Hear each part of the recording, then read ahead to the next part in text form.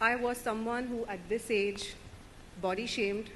I was 14 years old, I was really tall, and I was told, fake it till you make it. That's my favorite line. Don't we love that?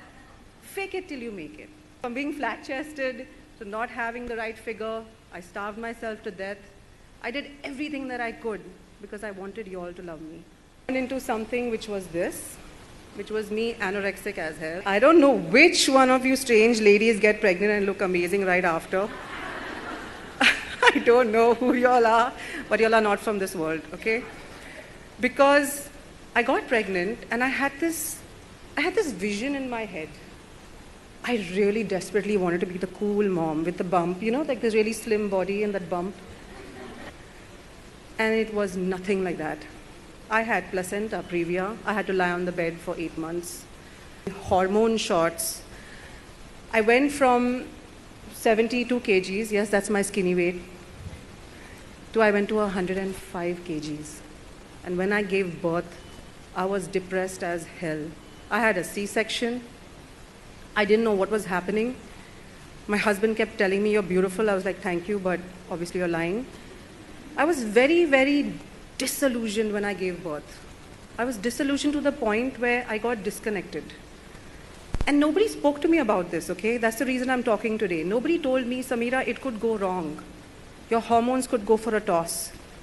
You could have something called postpartum depression. Nobody said that to me because social media, advertising, all the sexy moms out there, everybody not calling it. Everybody's built this beautiful bubble around me, telling me it's awesome. You have that baby, you have the right products, you have that right crib, you buy the, the right pram, checklist. You guys know the checklist. Yeah, you know the checklist. You just feel so good, you have everything ready, but you're not ready. Nobody's really readying you for the fact that you're howling for no reason. You don't know what the hell is going on, at least that's what happened to me. But when the baby came, and this is really sad, and I'm not crying about it now, but till very recently, I couldn't not cry when I said this.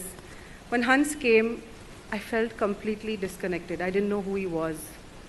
I gave him to my husband and I said, I just don't feel good about this, please take him.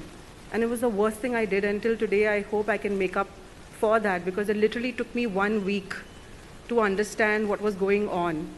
I was struggling. I had something called postpartum blues. Now, nobody spoke to me about postpartum blues. Nobody told me that this weight, I was 105 in the hospital, I came back and I was 105. This was me. This is it. But you know what's amazing about this picture? It was the only picture I had because I'd cry. I had so much self-loathing. I would look in the mirror and say, what happened to that sexy girl in the red gown? What happened to Sameera Reddy? What happened to her, man? She disappeared. Because everybody only reminded me about what I was. And it made things worse. I had women judging me, man. Women. You would think men would be like, damn, I thought she was hot. But the women, they were mean. And I'm not joking. Women, for some strange reason, are very happy when you don't live up to their expectation because they're like, damn, look, she's real. Ooh, she fell on her face. Man, she's got weight. Oh, her ass has become bigger. And I know that, and I felt it. I remember at 2-3 months when Hans was so small, I tried to get out. I tried to fight it. I was like, okay, I'm going to fight this. I'm going to go to Joggers Park with the pram. And no, a woman would come up to me and say, are you Sameera Reddy? What happened to you? And it was horrifying. And I went back home and I can't explain to you my relationship with my husband, he's an amazing guy. I was not physically attracted. I wouldn't let him come near me because I had severe anxiety. I would look in the mirror and just hate myself.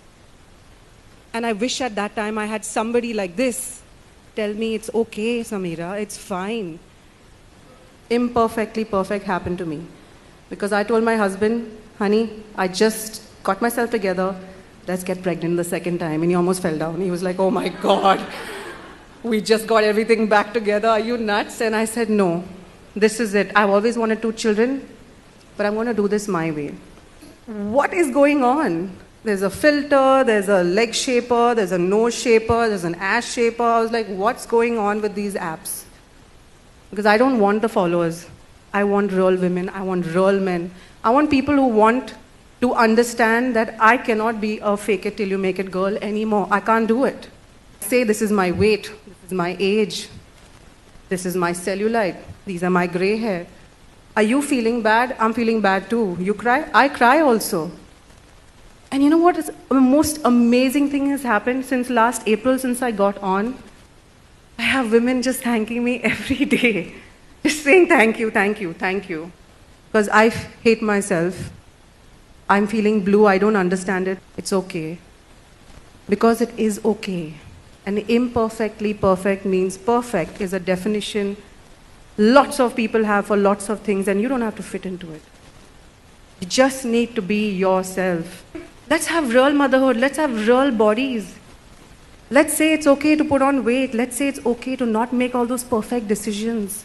Oh, she has a nanny. Oh, you know, she has this. Oh, she goes partying. That's her problem, man. Leave her alone. Let's all support each other. Support, don't judge. That's what I say. And most importantly, I say this, women are freaking amazing. You girls, I'm telling you, multitaskers, can make babies, procreate, and we do it, man. We make it happen. So pat yourself on the back. Do not look in the mirror and loathe yourself, because you can work every flaw. Celebrate your flaws and celebrate your body. Celebrate it. Literally enjoy it, because you have one life. I need to leave a legacy for these two. This is my life. And I've never been prouder.